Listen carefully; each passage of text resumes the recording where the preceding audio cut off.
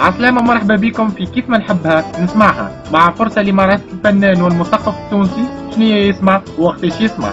كيف ما نحبها نسمعها، فهم جديد للأغاني من وجهة نظر وذوق المبدع. قريبا على راديو تيات مع سمير بوعزي.